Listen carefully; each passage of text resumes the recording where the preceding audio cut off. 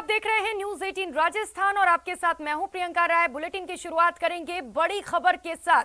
High court से इस वक्त की बड़ी खबर सामने आ रही है। अब प्री प्राइमरी स्कूल में भी आरटीआई के तहत प्रवेश देना होगा।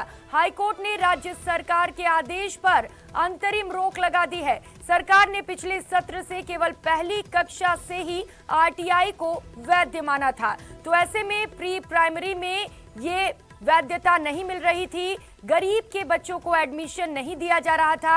आज अभ्युत्थानम सोसाइटी और अन्य की याचिका पर अदालत ने ये बड़ा फैसला सुनाया है। आदेश से प्रदेश के लाखों बच्चों को फायदा पहुंचेगा। अधिवक्ता अभिनव शर्मा की मामले पर पैरवी की गई है।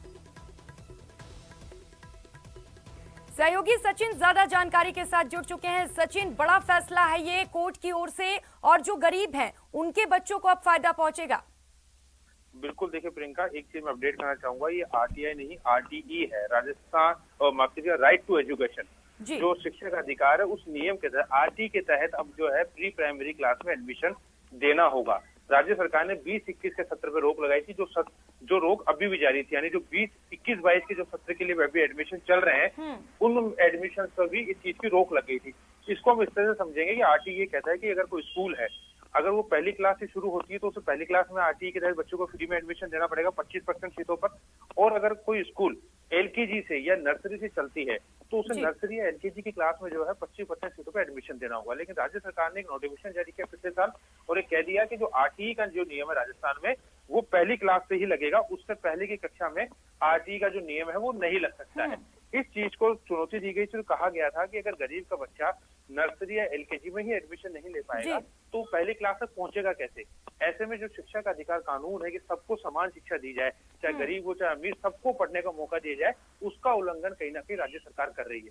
कोर्ट ने प्राइमरी प्रोसेस को सही माना है।